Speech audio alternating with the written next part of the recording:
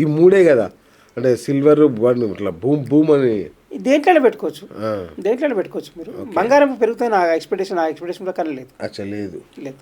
Okay. Amaravati versus fourth city, హైదరాబాద్లో fourth city, ఈ రెండిట్లో ఎక్కడ ఇన్వెస్ట్ చేస్తే మంచి డబుల్ ఇన్కమ్ వస్తుంది? ఇక్కడ Hyderabad better, fourth city better. Fourth సిటీయే బెటరా? ఓకే. అది డెవలప్, ఇది ఆల్రెడీ డెవలప్డ్, ఇది ఓకే, ఈజీగా అట్రాక్ట్ అవుతుంది. ఏముంది సార్ అక్కడ? ఏం లేదుగా. ఉండకపోవడం కాదు, సిటీలో కూడా ఏం లేదుగా. ఉండకపోవడం కాదు, అక్కడ ఏంటంటే మనకి ఇప్పుడు అర్థం చేసుకోబడలేదు ఏంటంటే ఆల్రెడీ ఒక ఇమేజ్ వచ్చింది హైదరాబాద్కి. అచ్చా, ఓకే, రైట్. ఆ image pulls investments. Okay okay okay. Image pulls investments, right. ఆ ఇమేజ్ అక్కడ డెవలప్ కాలేదు, ఇంకా టైం పడుతుంది. అంతే కదా. ఇంతకంటే ఇంకా ప్రాఫిట్ వస్తుండొచ్చు, కానీ వెయిట్ చేయాలి. అక్కడ అంతసేపు వెయిట్ చేయగలుగుతుంటే అక్కడ పెట్టుకోవచ్చు. మెయిన్ ప్రాబ్లం రియల్ ఎస్టేట్ ఏంటంటే legality of the document, legality of the land. Okay okay. Purpose దేనికి ఉంది, మా టౌన్ ప్లానింగ్లో ఏముంది, అది ఇంపార్టెంట్ అక్కడ. Right sir. Middle class families వాళ్ళు గోల్డ్ లోన్ తీసుకోవద్దంటారు, ఎందుకు? ఇప్పుడు గోల్డ్ లోన్ తీసుకోవడం వల్ల ఎందుకోసం తీసుకుంటాం గోల్డ్ లోన్? ఇప్పుడు ఎప్పుడైనా కానీ అవసరానికి. అది అవసరం ఏంటి? అప్పు తీసుకుంటున్నాం ఖర్చుల కొరకంటే, దాని చెడ్డ అలవాటు ఇంకోటి లేదు. ఇంకా ఖర్చుల కోసం అప్పు తీసుకునే పరిస్థితి రావద్దు. ఓకే, అంతే. సంపాదించడానికి అప్పు తీసుకోండి, పెట్టుబడి పెట్టడానికి అప్పు తీసుకోండి, ఇల్లు కోసం అప్పు తీసుకోండి, ఎడ్యుకేషన్ కోసం అప్పు తీసుకోండి. పర్పస్ ఉంది దానివల్ల. ఖర్చుల కోసం అప్పు తీసుకోవడం ఏంటి అసలు నాకు అర్థం కాదు. బంగారం తీసుకోవడం, పెట్టి లోన్ తీసుకోవడం అంటే ఒక ఆస్తి తాకట్టు పెట్టి లోన్ తీసుకున్నట్టుగా అంతే. బంగారమైన ప్రాపర్టీ అయినా అంతే. అందులో 5%, 10% వదిలేసుకున్నట్టే కదా, అంతే. ఆ పరిస్థితి రానియద్దు ఎప్పటికీ కూడా. ఖర్చుల కోసం అప్పు తీసుకునే పరిస్థితి రానియకూడదు. ఎకనామిక్ డిసిప్లిన్లో, ఫైనాన్స్ డిసిప్లిన్లో, ఫ్యామిలీ డిసిప్లిన్లో ఫస్ట్ ఇంపార్టెంట్ అది. ఓకే.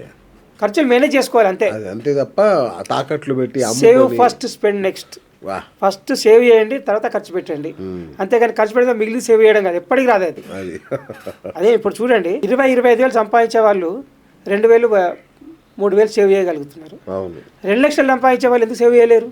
క్రెడిట్ కార్డు ఎందుకు వెళ్ళాల్సి వస్తుంది? ఎందుకంటే ఈఎంఐలు ఎక్కువైపోయి. వీక్నెస్ అది, your weakness, you are the punish, you are the responsible. ఈ సావరెన్ గోల్డ్ బాండ్స్ వాటి సంగతి ఏంటి సార్? అవి సావరెన్ గోల్డ్ బాండ్స్ ఇంతకుముందు గవర్నమెంట్ ఇచ్చేది. అంటే మనకు డబ్బు పెట్టేస్తే అందులో సర్టిఫికేట్ ఇచ్చేవాళ్ళు. అప్పుడప్పుడు 5 years అవుతే ఎన్కరేజ్ చేసుకోవచ్చు. అంటే పీరియడ్ ఇస్తారు, ఆ పీరియడ్లో ఏదంటే తీసుకోవచ్చు. అంతవరకు 2.5% ఇంట్రెస్ట్ ఇచ్చేవాళ్ళు సంవత్సరానికి. ఇప్పుడు గవర్నమెంట్ మానేసింది అది. అచ్చా. గవర్నమెంట్ ఆ స్కీమ్ తీసుకోవట్లేదు ఇప్పుడు, లేవు అసలు, కొత్త ఇవ్వట్లేదు. లాస్ట్ జూన్ నుంచి ఇవ్వట్లేదు. ఈఎంఐ మీద ఇల్లు కొనుక్కోవడం బెటరా, లేదంటే రెంట్కు ఉండి ఆ డబ్బుల్ని వేరే చోట ఇన్వెస్ట్ చేసుకోవడం బెటరా? మీకు ఇంతకుముందు చెప్పినట్టుగా ఈఎంఐ డబ్బులు అయితే అంటారా? సొంత ఈఎంఐ రెంట్ కంటే డబ్బులు కాకూడదు. ఓకే, మ్యాక్సిమం అదిగా. రైట్. మీరు 25,000 రెంట్ ఇస్తున్నారు, ఇన్స్టాల్మెంట్ 50,000 దాటకూడదు. ఎందుకంటే ఖర్చులు భరించగలుగుతాం. అదే మీరు 25,000 రెంట్కి వెళ్ళి 75,000, ₹1,00,000 ఇన్స్టాల్మెంట్ పెట్టుకున్నాను అనుకోండి, ఖర్చు భరించలేరు. అప్పుడు మళ్ళీ అప్పుగా లోన్ కోసం మళ్ళీ లోన్ తీసుకోవాల్సిన పరిస్థితి పడుతుంది. ఓకే. లోన్ చెల్లించడానికి లోన్ తీసుకునే పరిస్థితి రాకూడదు. అది ఫస్ట్ కండిషన్ అనమాట. సంపాదించే లోన్ చెల్లించాలి తప్ప మళ్ళీ లోన్ తీసుకొని చెల్లించే పరిస్థితి రాకూడదు. రెంట్కుంటూ ఇన్వెస్ట్ చేయడం కరెక్ట్ కాదంటారా? చేయొచ్చు, రెంట్కుంటూ చేయొచ్చు. కాకపోతే మీ సొంత డబ్బు అయితే పర్వాలేదు. ఎంతవరకు లోన్ ఉంది అది? ఇప్పుడు మీ ఉండటానికే తీసుకునే అయితే ఇల్లు, అపార్ట్మెంట్ అయితే కొన్ని రెంట్కి ఇవ్వడం అనేది హైలీ వేస్ట్. ఓకే. అంటే ఇన్స్టాల్మెంట్ ఎక్కువ ఉంటుంది, రెంట్ తక్కువ వస్తుంది. కరెక్ట్. అవును, మనం ఉండడం అయితే కొనుక్కోవచ్చు, మనం ఉంటాడే కొనుక్కోవచ్చు. Okay okay. అది ఇల్లు రెంట్కి ఇచ్చి దాన్ని సంపాదిస్తాను కూడా మాత్రం ఖచ్చితంగా ఫైనాన్షియల్గా లాస్ అవుతే మాత్రం లాభం జరిగే అవకాశం తక్కువ. రైట్. వెండి బిస్కెట్లు కొనొచ్చా, లేదంటే వెండి వస్తువులు కొనాలి? ఏదైనా పర్లేదు, బిస్కెట్ అయినా వెండి అయినా పర్లేదు. అంటే వెండి వస్తువులు అయితే ఏమవుతుందంటే దాంట్లో తరుగు 50% దాకా ఉంటుంది వెండి. ఇది అందుకే ఇప్పుడు ఈ గోల్డ్ బాండ్స్ ఉన్నాయి కదా, సిల్వర్ బాండ్స్ తీసుకుంటే అయిపోతుంది. ఈటీఎఫ్ సిల్వర్ బాండ్స్ ఉన్నాయా? గవర్నమెంట్ గోల్డ్ ఆపింది అంతే. గవర్నమెంట్ ఇవ్వట్లేదు, వేరే కంపెనీస్ ఉన్నాయి, ఇస్తున్నాయి. అచ్చా, ఓకే. వాళ్ళు ఇన్కమ్ 2.5% ఇవ్వట్లేదు, వేరే ఫండ్స్ ఇస్తున్నారు, తీసుకుంటున్నారు, వాళ్ళు ఇచ్చేస్తున్నారు. Okay okay. ఎన్నో ఫండ్స్ వచ్చాయి, చాలా ఫండ్స్ వచ్చాయి. ఇన్వెస్ట్మెంట్ ఫండ్స్ చాలా వరకు కూడా గోల్డ్ తీసుకున్నారు. అచ్చా. సార్, ఈ రియల్ ఎస్టేట్లో క్లియరెన్స్, టైటిల్ క్లియరెన్స్ ఎట్లా చెక్ చేసుకోవాలి సార్? టైటిల్ క్లియరెన్స్ అంటే రిజిస్ట్రేషన్ ఆఫీస్ ఒకటి, ద మున్సిపాలిటీలో ఉన్న రికార్డ్ ఇంపార్టెంట్. అచ్చా. The most powerful is municipal records. Okay. Registration document కాదు, మున్సిపల్ డాక్యుమెంట్స్ ఏదంటే అది ఇంపార్టెంట్. పంచాయత్ ఆఫీస్ కానీ మున్సిపాలిటీ కానీ రికార్డు ఉంటుంది వాళ్ళు, అది ఇంపార్టెంట్. కొన్నప్పుడైనా కానీ అక్కడ రికార్డ్ చేంజ్ చేసుకోవాలి, అమ్మినప్పుడు కూడా అక్కడ రికార్డ్ చేంజ్ చేయించుకోవాలి. ఓకే. అది ఇంపార్టెంట్. చాలా మంది ఏం చేస్తారు, డాక్యుమెంట్ తీసేసుకుంటారు, రిజిస్ట్రేషన్ అంతే. అప్లై చేస్తారు, అవును. కానీ అక్కడ అలాగే ఉంటుంది. టైటిల్ ఇచ్చే అధికారం లోకల్ అథారిటీకే ఉంటుంది తప్ప రిజిస్ట్రేషన్ ఆఫీస్కి ఉండదు. ఓహో, ఇప్పుడు మన ప్రాపర్టీ కొన్నాక మున్సిపాలిటీకి వెళ్ళి మళ్ళీ దాన్ని మన మార్పించుకోవాలా? పేరు మార్చుకోవాలి. ఓహో. అగ్రికల్చర్ అనుకోండి ఎంఆర్ఓ ఆఫీస్లో, ఆ, ఓపెన్ ప్లాట్ అనుకోండి మున్సిపాలిటీలో, కంపల్సరీ చేంజ్ చేయించుకోవాలి. అచ్చా, తెలీదు నిజంగా. టైటిల్ ఇష్యూయింగ్ అథారిటీ లోకల్ అథారిటీకే ఉంటుంది, ఓకే రిజిస్ట్రేషన్ ఆఫీస్ కాదు. Registration office only authenticity document అది.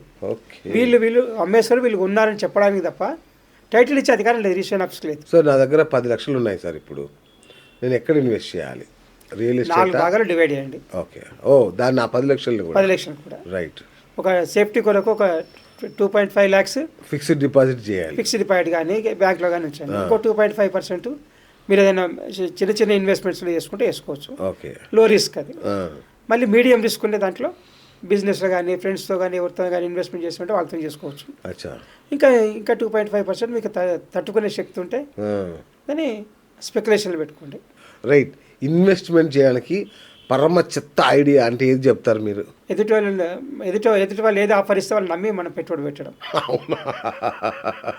ఎవరో ఏదో చెప్తారు, నేను 2 ఇయర్లీ డబ్బులు ఇస్తాను, 3% ఇస్తాను, 4%, 2% ఇస్తాను అని చెప్తారు మంత్లీ. ఆ, ఖచ్చితంగా తప్పు అది. Monthly ఎవరు 2% కూడా? ఎవరు ఇవ్వలేరు. అవునా? మంత్లీ 2% కూడా ఇవ్వలేదు సార్? ఇవ్వలేరు.